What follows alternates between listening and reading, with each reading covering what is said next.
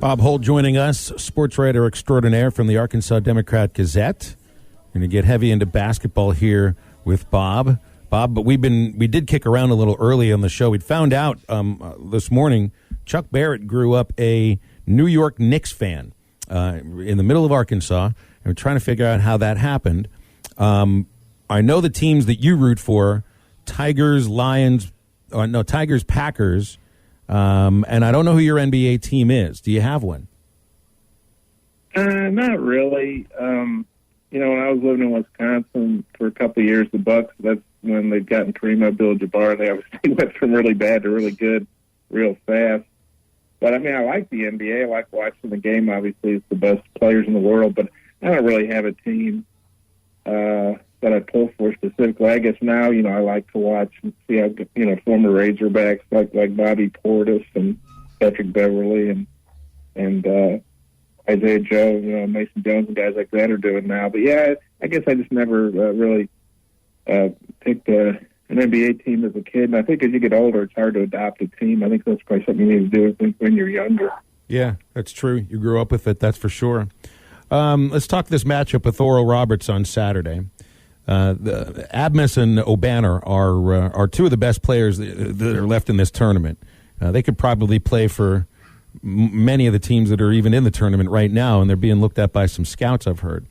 The Razorbacks held Abmas to 11 points in the first matchup. Muss didn't seem to think yesterday that really meant very much because every matchup is different, and he's the leading scorer in the nation. So I don't even remember how they held him to 11, but that must have been a pretty impressive defensive performance anyway. Yeah, I covered the game, and I was trying to think back, but I do remember he got in early foul trouble. So he played like 32 minutes, so it wasn't like he just played 20 minutes or something. But that was kind of an odd game. RU jumped out on him by 12 and was up by 10 at halftime. Arkansas kind of, had to get jolted at halftime. I remember talking to the Arkansas players that we got after the game, and they basically said, Eric told them at halftime, get out there and play or you're going to be sitting next to me, So I think it was a 1 o'clock Sunday game, so I don't know if the players just weren't quite ready when tips started. But yeah, and it's weird.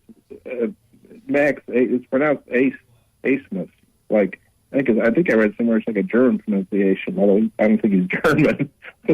Maybe he's of German descent, but yeah, he had 11 points, and he scored 8 the game before, but I can't remember the name. He was like a D2 team that they played because they were playing Oklahoma. I think they played in between playing Oklahoma and Arkansas, so he barely played in that game because they were trying to obviously rest guys up for Arkansas. So really, you can make the point that Arkansas, of all the teams he played significant minutes, held them to the fewest points. But that game was 3 months ago. Obviously, I'm sure he's evolved as a player. Both teams have changed, and I'm sure Arkansas would like to hold him to 11 again. But I don't know that I see that happening with the hot streak he's been on of late against really high level teams like Ohio State and Florida. That's right, and that's why I'm not buying any narrative of third seed team not taking 15 seed team seriously, especially when, and I love Tate's answer yesterday to the question. You got a guy like Jalen Tate, someone like J.D. Notae, who came from mid-major programs, and they're playing against the mid-major program that is having the Cinderella story that all of them dream about when they go to a place like Jacksonville, when they go to a place like Northern Kentucky. So you think these guys are going to take the mid-major Cinderella lightly? Heck no.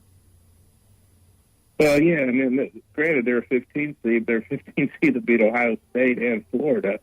And Arkansas played Florida and knows how tough they are. And obviously, Ohio State had a great season, was the number 2 seed. So I think Oral Roberts is a team that's really improved as the season's gone on, and they've got hot at the right time. They had to win their conference tournament to get in the NCAA tournament. Whoever won the Summit League was going to have to do that. So they've really been playing, elimination games. Their last, I don't know if they won 3 or 4. I have to double check it. I think they won 4 in their conference tournament. So, they've really been playing elimination games for, 6 games here now. And Paul Mills, their coach, was making the point yesterday that, because of COVID, they missed some conference games, and he thought, they would have finished second in their league. And he also pointed out what a skilled league that is. Oral Roberts leads the nation in free throw shooting. I think they're shooting over 82%. They have a shot to break Harvard's record, I guess, which is, I think they're within 1% or something of that. So if you're Arkansas, you definitely want to follow these guys and put them on the line. They shoot threes really well. And Paul Mills made the point. He was asked about the Summer League, and he quoted all these stats about, how well they shoot, not just Oral Roberts, but everybody in the league. And so I think he was making the point, hey, this league is better than people think, and they're very skilled. And, so, yeah, I think if people think, this Arkansas has got a cakewalk to the Elite Eight because they're playing a 15 seed, that's not going to happen. I mean, I remember back in 95, Arkansas was a 2 seed up in Austin against Texas Southern, a 15 seed, obviously, a 2-15 matchup. Arkansas in that game 79-78. And as I recall, there was a Texas Southern player on the line, free throw line late, that had a chance to tie it, maybe even put them ahead. So, you have to give Oral Roberts a lot of respect, a lot of credit, and I think it'll be a very tough game for Arkansas. Bob Holt joining us here on Halftime. Bob, when you look at the previous stat box, with the previous matchup with Oral Roberts, and now you fast forward to here, there were 2 glaring omissions from that box score. You only saw Devo Davis play 8 minutes of action and only 1 minute. 8 minutes of action, 1 rebound, 3 fouls for him, and no Jalen Williams in that ball game. You fast forward to now, both those guys have much more defined roles and mean a whole lot to this basketball team now. So do you think heading into this Saturday that those 2 guys alone is enough to result in a Razorback victory, or is it going to be a little bit more difficult than that? Well, I mean, like I said, 3 months ago, that's an eternity in a college basketball season. And you're talking about 2 true freshmen. So those guys have really made a big jump. And obviously, Devo Davis, I think he started the last 12 games, and Jalen Williams has played a key role, started the last game. Eric mentioned yesterday, he might shuffle the lineup again, and maybe they'll go even smaller, maybe bring Jalen off the bench to spell Justin Smith. I don't know. But, those 2 guys have obviously made a big difference in Arkansas, made Arkansas a different team from back then. But I said I think ORU's a different team, too. So, I wouldn't say just because those 2 guys are playing more that's good for Arkansas. But again, I think it's going to be a very tough game. Is there anyone, amongst all the March Madness teams left in the Sweet 16 teams, is there anyone that's playing better than Justin Smith right now? The dude just seems like he's in such a rhythm right now, playing at the top of his game right now, and possibly, Bob, and depending on how May goes for the NBA Combine, playing himself into the NBA draft to being maybe a mid to late second-round pick. I don't think there's anybody playing better than Justin Smith right now. Yeah, I haven't gotten to see all the games. Just either I'm working or flipping around. Obviously, Gonzaga's 3 star players are playing pretty well, and these 2 ORU players, A. Smith and Avenor, they played every minute, including overtime. So they played all 85 minutes of their 2 games, and they're both averaging, I think, north of 25 points. So they're obviously playing real well. But yeah, Justin Smith's playing great. I don't think there's any doubt. Not just these 2 tournament games, but probably the latter part of the SEC season, where he was playing against a bunch of NCAA tournament teams too, like Alabama and LSU and Missouri and Florida.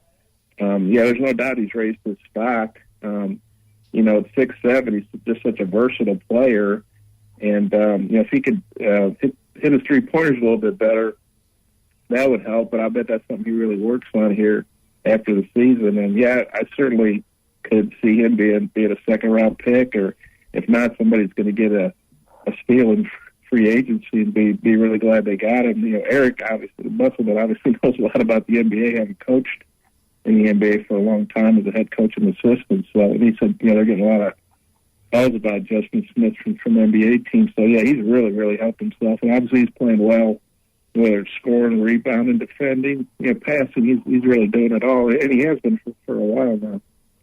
Couple more minutes here with you, Bob, before I throw back over. Phil, I've been asking a lot of people this because I'm 28. Technically, I was alive the last time the Razorbacks made a Sweet 16, but obviously don't remember any of it. And everyone I've talked to has kind of been talking about just the difference in the excitement feel when the Razorbacks were last in the Sweet 16. What about you? What do you remember from the last Sweet 16 appearance from 96? And kind of how does it compare to the excitement level, the anticipation, the anxiety, whatever may go into it? How does it compare from then to now? Well, it's different, I think, because Arkansas, had a great finish this season this year and goes into the tournament as a number 3 seed, and they've taken care of business. Back in 96, Arkansas had lost all their starters from their back-to-back Final Four teams, the championship team in 94 and the team that went back in 95 and lost UCLA. They had a bunch of new players, and they played, I think they started 4 freshmen when they beat Marquette. They went into the tournament, the 96 team did, as a 12 seed.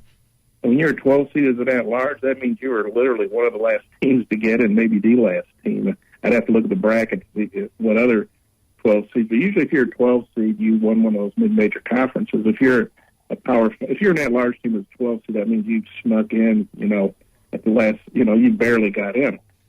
And they were 12 seed, and they went to Providence. The only time I've ever been that was with Providence later, but they were as a 12 seed, but they were playing Penn State, the 5 seed. And Penn State, we all know, is not a basketball school, but that was just one of those years they had a great season. And I remember, to get there, we flew from Fayetteville to Chicago to Providence. Anyway, back then, you go to an airport and you buy like 3 or 4 papers, and I remember reading all the papers on the trip, and they all everybody was picking Arkansas to win. Because, Arkansas was an established, high-level program. Penn State was not. And sure enough, Arkansas won. And then they played Marquette, which obviously is a good program. They beat them to get to Atlanta, where they lost to UMass, which I think was ranked number 1 overall. John Calipari was the coach then. But that team, was a 12 seed who barely gotten in the tournament, and then just went on a great ride. But Kareem Reed, Derek Hood, Pat Bradley, Marlon Towns were all freshmen. Darnell Robinson, Lee Wilson were the big guys. They were the holdovers from the championship team and the runner-up team. But that was a young team that really surprised everybody back in 96. And I think this team, I think fans obviously are enjoying the ride, but it hasn't been a surprise that Arkansas has won these 2 games. So that's kind of a difference there to me. Yeah, it definitely seems a lot different for sure. Bob, we got to run. Appreciate you. Hopefully next week we're talking about Final Four. Okay, you guys take care. Thanks, Bob. You got it. That is Bob Holt, our very good friend from the Arkansas Democrat-Gazette. Great place to watch Arkansas baseball or basketball over the next few days would be Joe's Grill and Cantina. And you know why it's like that, fellas. It's because any Razorback game, it's half price, apps and taps during any and all Arkansas Razorback basketball games, baseball games, like Phil said. Anytime the Hogs are playing, it's half price, apps and taps at Joe's Grill and Cantina. Also, make sure you get over there today on a Thursday, All-American Thursday at Joe's Grill and Cantina. Barbecue pulled pork sandwiches starting at $7. Classic burgers over there at Joe's Grill and Cantina starting at $7, and all domestic long necks starting at $2.50 at Joe's Grill and Cantina.